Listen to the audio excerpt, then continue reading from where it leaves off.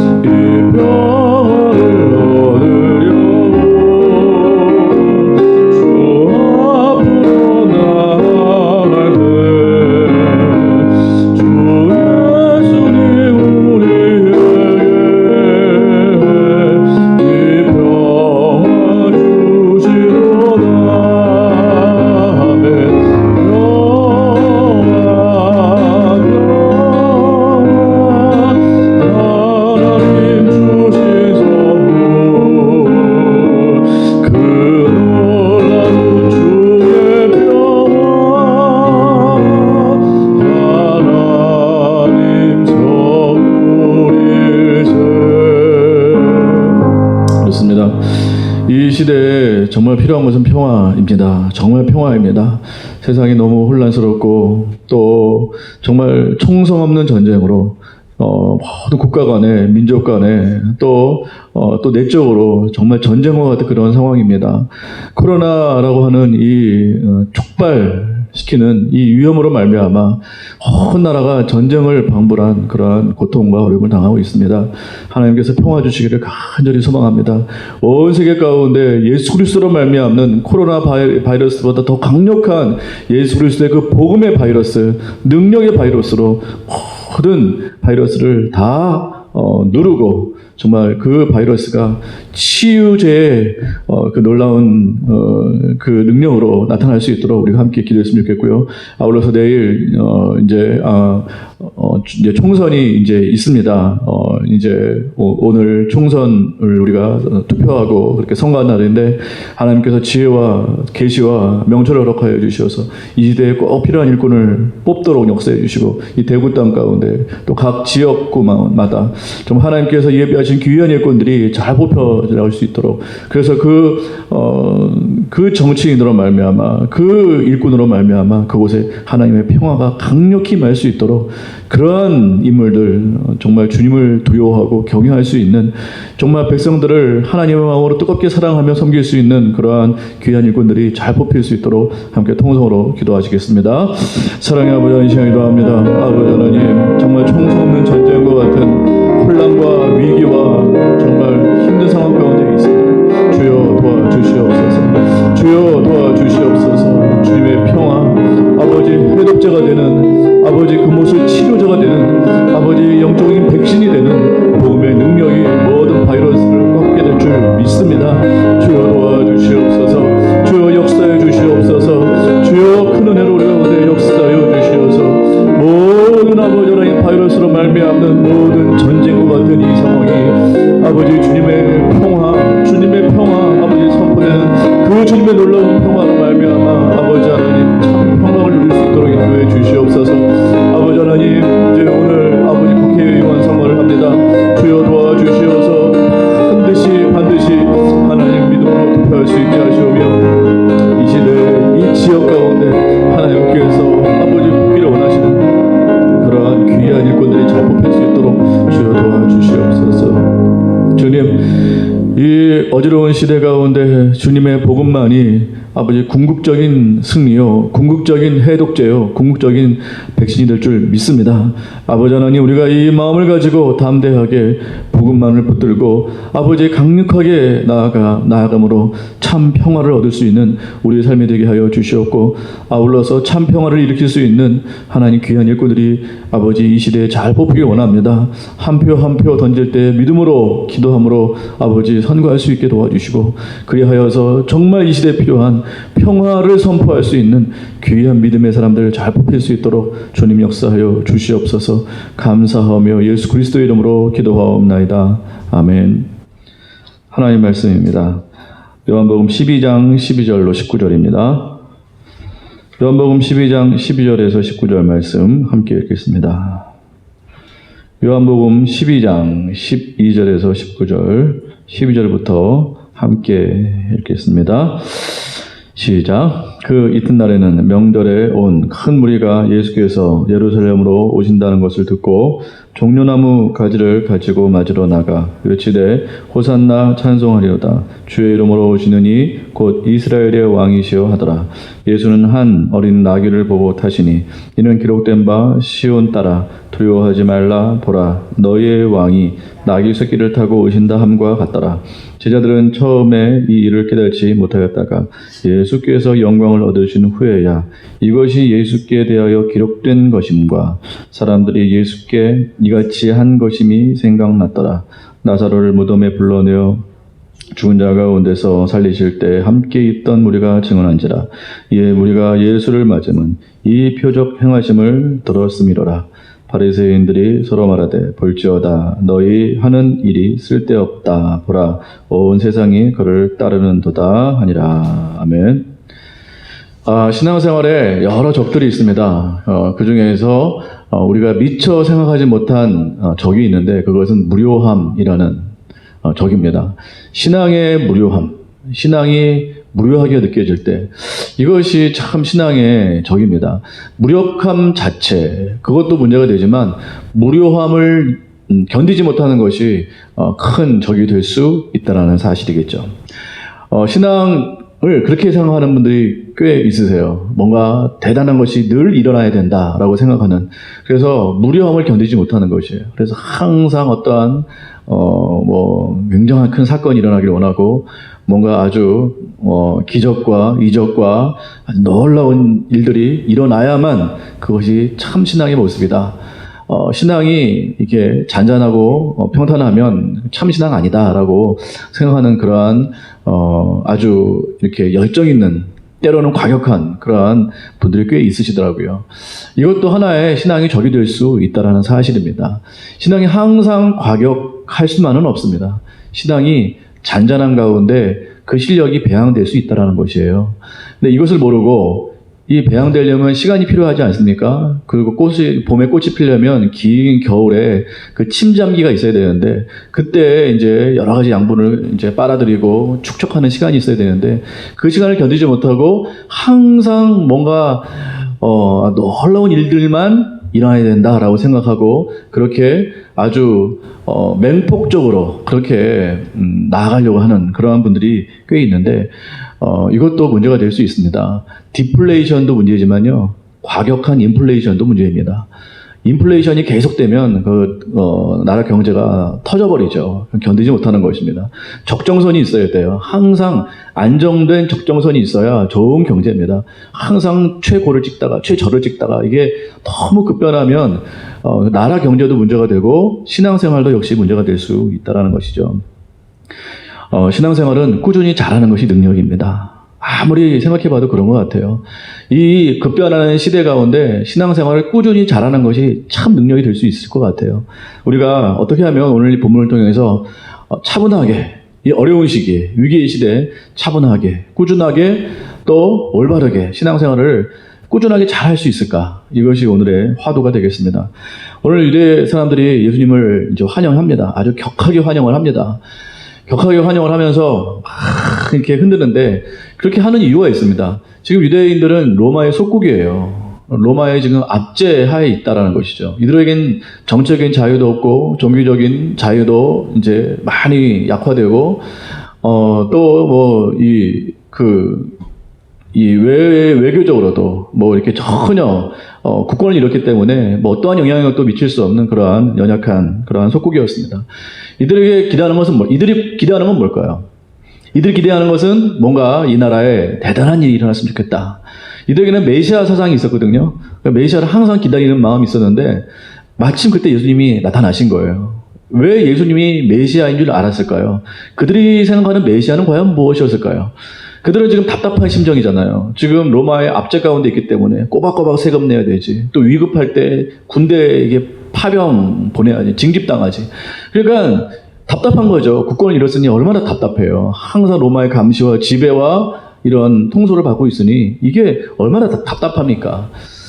그런 상황 가운데 예수님께서 능력을 행하시잖아요. 막 죽은 자 살리고 병든 자 고치고 막 엄청난 능력으로 먹이고 막 그 메시지 보세요. 막 강력한 메시지잖아요. 그래서 유대 사람들이 야, 예수님 메시지는 이전에 그 어떤 랍비의 메시지보다 대단하다. 어떻게 저렇게 글도 모르는 사람이 저런 메시지를 전할 수 있을까? 막 예수님을 막 찬양하잖아요. 완벽한 메시아의 상이에요. 야, 이분이면 정말 나라를 뒤엎겠구나 생각을 한 거예요.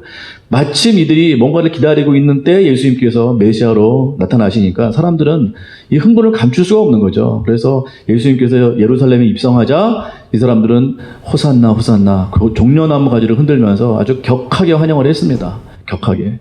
그러나 예수님께서는 뭘 타고 오셨나요? 예수님께서는 나귀 새끼를 타고 오셨다라는 거예요. 근데 오늘 중요한 본문은 여기가 아니고 그 다음입니다. 제자들이 이때 예수님께서 왜 나귀를 타고 들어오시는지 알았나요? 몰랐나요? 오늘 본문 보니까 몰랐어요. 언제 알았나요? 예수님께서 영광을 받으신 후에, 여기서 영광을 받으셨다라고 하는 이때는 언제일까요? 아마도 부활 때였을 겁니다. 예수님께서 십자가에 죽으시고 영광 가운데 부활하셨잖아요. 그래서 부활하신 후에 제자들이 비로소 이때 예수님께서 왜 나귀를 타고 입성하셨는가를 깨닫게 된 것 같습니다. 성경을 지금 그렇게 기록하고 있으니까. 그래서 제자들은 이때 당시는 몰랐지만 예수님께서 부활의 영광을 받으시고 나서 그렇구나. 성경을 응하기 위해서 스가랴 9장 9절 말씀이죠. 그분은 그 메시아는 나귀를 타고 입성하신다. 나귀를 타고 오신다. 그 말을 응하게 하시려고 그것을 성취하시려고 예수님께서 이와 같은 모습으로 그렇게 예루살렘에 입성하신 거구나라는 것을 나중에 성경을 이제 깨닫고 이제 알게 됩니다. 성경은 그렇게 말하고 있습니다. 그래서 제자들은 그때는 몰랐지만 나중에 알게 되었다. 이렇게 말하고 있다는 것이죠. 오늘 포인트는 제자들이 처음에 몰랐다라는 것이 이게 포인트입니다. 자, 우리가 생각할 때 그렇습니다. 제자들을 우리가 어떻게 비난하냐면 저도 설교 가운데 많이 비난했는데 이 제자들이 3년 동안 예수님과 동거동락을 했잖아요. 그래서 제자 훈련을 엄청나게 받았습니다. 그것도 우리가 지금 하고 있는 책 갖다 놓고 이렇게 이론적으로 하는 제자 훈련이 아니고 실물 제자 훈련을 한 거예요. 예수님으로부터 직접 그 말씀도 듣고 또 사건도 경험하고 이적도 경험하고 이적도 펼쳐보고 전도하면서 놀라운 일들도 경험하고 정말 대단한 제자 훈련을 했어요. 그런데 어찌하여 3년이 지나고 나서 예수님께서 십자가에 오르실 때 다 도망가고 없냐. 그리고 그 과정으로 보면 제자들은 너무 이게 바보 같지 않아요? 베드로를 비롯해서 말씀을 해도 못 알아듣고 서로 싸우기나 하고 서로 누가 높으냐 네가 높으냐 내가 높으냐 막 싸우기나 하고 말씀을 하면 하나도 모르고 어느 때는 능력도 소실해가지고 기도하지 않아가지고 전혀 능력을 발휘하지도 못하고 예수님부터 또 야단도 듣고 그러니까 우리가 제자들을 보면 항상 그렇게 비난을 한단 말이죠. 어떻게 3년 동안 이렇게 예수님으로부터 직접 제자 훈련을 받았으면서도 왜 이렇게 능력이 없고 부재할까 생각을 많이 합니다. 그래서 제자 훈련 무용론 말씀 안 하면 뭐하냐. 제자들은 이렇게 멍청하지 않냐. 그래서 제자를 우리가 많이 비난하는데 오늘 보세요. 오늘 잘 보면 제자들이 예수님께서 입성하셨을 때 나귀를 타고 오는 이유를 알았나요? 몰랐나요? 당시에 몰랐다고요. 근데 언제 깨달았다고요? 부활하신 후에 그 영광을 받으신 후에 깨달았다고요. 근데 중요한 것은 제자들이 그때 당시에 나귀 타고 오는 모습을 못 봤다면 거기에 대해서 아예 사건을 목격하지 못했다면 나중에 제자들이 예수님께서 영광을 받으신 후에 그게 어떠한 뜻인지 깨달았을까요? 못 깨달았을까요? 아마 못 깨달았을 거예요. 그랬나 보다. 예수님은 처음 아무리 들어도 몰랐다라는 거예요. 예수님의 능력을 이렇게 보아서도 전혀 감지하지 못하고 항상 어리석은 행동만 하고 어리석은 그러한 얘기만 쏟아 놓습니다. 근데 과연 이게 아무 소용이 없는 일인가라는 것이죠. 그렇지 않다라는 것입니다. 그때 당시에는 3년 동안 그렇게 말씀을 잘 들어도 이해하지 못했던 이 제자들이 나중에는 확 변합니다. 사도행전에 보면 특별히 베드로를 위시해서 제자들이 완전히 복음의 사도로 완전히 바뀌어버려요. 그래서 사도행전 초반부에 베드로가 설교하잖아요. 모든 사람들이 이 설교는 명설교다. 역사상 최고의 설교다. 이렇게 칭송을 합니다. 어떻게 하다 이렇게 멍청하게 보이는 베드로가 갑자기 사도행전에 와서 급변해서 능력 있는 사도, 복음의 사도로 바뀔 수 있었을까? 이것은 물론 성령의 역사하심 때문에 그렇다고 말할 수 있습니다. 그거 맞습니다. 그러나 그것만으로 해석이 잘 안 돼요. 설명이 잘 안 됩니다. 제가 생각할 때는 그동안 3년 동안 예수님의 말씀, 쌓였던 예수님의 말씀, 보았던 예수님의 이적, 또 행했던 여러 가지 순종, 또 실패 후에 깨달았던 여러 가지 교훈, 이런 것들이 쌓여져서 결국 성령의 놀라운 그 능력을 공급받아 비로소 이제 사도행전에 가서 그것이 이제 폭발적으로 드러났다라고 저는 생각을 합니다. 그러니까 성령의 역사만도 아니고 어떠한 교훈만도 아니고 이것이 하나가 됐는데 중요한 것은 무엇인가? 이전에 3년 동안 예수님으로부터 받았던 수많은 교육과 양육과 훈련과 목격과 능력 행함과 이런 것들이 축적되어 있다라는 것이에요. 비로소 예수님께서 영광을 받으신 후에 그것이 터져나오게 됐다라는 것입니다. 깨달아지게 됐다라는 것이에요. 그러므로 이전에 우리가 받은 모든 것들이 하나도 소용이 없는 것이 아니라는 것이에요. 그것이 능력으로 계속해서 축적이 된다라는 것입니다. 이것을 깨닫는 것이 너무너무 중요할 것 같아요. 그래서 지금 우리가 성경 말씀 읽고 또 기도 생활하고 이 위기의 순간에 우리의 삶의 자리에서 정말 작은 순종하고 예수님을 따라 살려고 노력하는 우리의 이 모습들이 아무것도 아닌 것이 아니라는 이 말씀이라는 것입니다. 우리는 이것이 이 위기 시대에 아무것도 아닌 것처럼 느껴져요. 야, 이 위기 시대에 뭔가 해야 되는 거 아니냐. 이 어려운 시대에 하나님께서 뭔가 놀라운 능력으로 역사하셔야 되는 거 아니냐. 그래서 사람들이 극단적인 군중으로 변하기 쉽다는 것이에요. 이 사람들처럼. 이 사람들이 처음에는 호산나 예수님을 환영했지만 곧 얼마 안 가서 큰 기대를 가졌던 사람이 기대가 채워지지 않으니까 광폭한 군중으로 바뀌어서 예수님을 십자가에 못 박는 그 장본인이 됩니다. 그 군중이 돼버려요. 그러니까 이 극단적이고 극도로 흥분된 군중이 얼마나 위험한가를 잘 알 수가 있다는 것이에요. 그건 신앙 아니라는 것입니다. 그건 참 신앙 아니에요. 그건 어떤 흥분일 뿐이지, 어떠한 큰 기대에 따른 흥분일 뿐이지, 그것이 참 신앙이 아니라는 것입니다. 참 신앙은 위기의 순간에 꾸준하게 신앙생활하는 것이에요.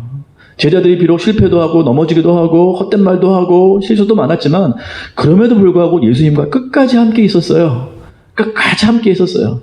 그래서 나중에는 성령의 놀라운 능력을 받아 완전히 변화받는 그러한 귀한, 쓰임받는 귀한 주님의 사도가 다 될 수가 있었다는 것입니다. 우리가 이 위기의 순간에 뭘 하면 좋을까요? 뭔가 막 대단한 걸 해야 될 수도 있어요. 뭐 그런 사명이 있으면 또 해야겠죠. 그러나 우리 모든 성도에게, 우리 모든 교회에게 주신 아주 중요한 핵심적인 공통적인 그 하나님의 그 말씀과 메시지는 그 있는 자리에서 이때 여태껏 해왔던 그 모습 그대로 꾸준하게 우리가 신앙생활을 하는 것, 꾸준하게 신앙생활을 하는 것, 비록 작은 순종이지만, 작은 그 어떤 그 모습이지만 주님 말씀 듣고 끝까지 순종하는 그 모습, 끝까지 말씀 읽고 끝까지 기도하고 해왔던 대로요. 끝까지 전도하고 끝까지 예배하고 끝까지 우리가 주님 말씀대로 살려고 하는 이 작은 삶의 순종들이 그렇게 중요하다라는 것이에요. 위기의 순간에도. 이것이 나중에 놀라운 역사로 반드시 주님의 때에 변하게 된다는 것입니다. 이 순종이 없으면 근거가 없잖아요. 밑 바탕이 없잖아요. 그러면 일어날 역사도 역시 없게 된다는 것입니다. 그 근거가 없기 때문에 그렇다라는 거예요. 지금은 뭐예요? 그 근거를 마련하는 거예요. 지금 기둥을 지금 세우는 시간입니다. 영적 기초를 세워나가는 시간이에요. 기초가 튼튼해야 폭발적인 능력이 우리 안에 일어나게 된다는 것입니다. 주님의 때. 예레미야도 마찬가지죠. 예레미야가 선포한 메시지가 뭐였습니까? 너희가 바벨론에 뭐 하라는? 끌려가라는 거예요. 근데 사람들은 야, 이 위기의 순간에 뭔가 해야 되지 않냐? 그래서 사람들이 막 폭도를 일으키고 막 예레미야 죽이고 막 거짓 메시지다 막 이랬습니다. 그러나 하나님의 한결같은 메시지는 뭐예요? 끌려가라는 거예요. 가서 뭐 하라는 거예요? 바벨론에 끌려가서 70년 채우라는 거예요. 70년 동안 꼼짝없이 그 안에 살라는 거예요. 그 땅에 가서. 너무 아이러니하잖아요. 주님의 때는 반드시 주님의 때가 차야 돼요. 그 분량이 차야 된다고요. 70년 동안 거기서 꼼짝없이 포로로 있으면서 거기서 착실하게 신앙생활 하라는 거예요. 거기서 애 낳고 거기서 살림 살고 거기서 직업 얻고 그러면서 하나님 잊지 말라는 소리예요. 신앙생활 거기서 하라는 소리입니다. 그러니까 건드지 못하는 사람들이 폭도로 변하죠. 그 사람들은 다 죽었어요. 하나님의 철퇴를 받고 다 죽었다고요. 그러니까 흥분된 신앙이 반드시 좋은 신앙은 아닙니다. 위기의 순간에 우리가 무엇을 하면 좋을까? 끈질기게 꾸준하게 해왔던 대로 우리에게 주신 그 사명들, 맡겨진 그 사명들 있지 않습니까? 예배, 작은 말씀 읽기, 통도, 또 작은 그 기도, 이러한 순종들을 우리가 꾸준히 해나간다면 하나님께서 하나님 때에 놀라운 역사를 우리를 이끄실 줄 믿습니다. 오늘 또 순종하며 나가는 하루하루의 분량을 온전히 채워나가는 우리가 되기를 간절히 소망합니다. 함께 주기도문 하시겠습니다. 하늘에 계신 우리 아버지여, 이름이 거룩히 여김을 받으시오며 나라의 영화 없으며 뜻이 하늘에서 이루어진 것 같이 땅에서 이루어지이다. 오늘날 우리에게 일용할 양식을 주옵시고 우리가 우리에게 죄 지은 자를 사하여 준 것 같이 우리의 죄를 사하여 주옵시고 우리를 시험에 들게 하지 마옵시고 다만 악에서 구하옵소서. 대개 나라와 권세와 영광이 아버지께 영원히 있사옵나이다. 아멘.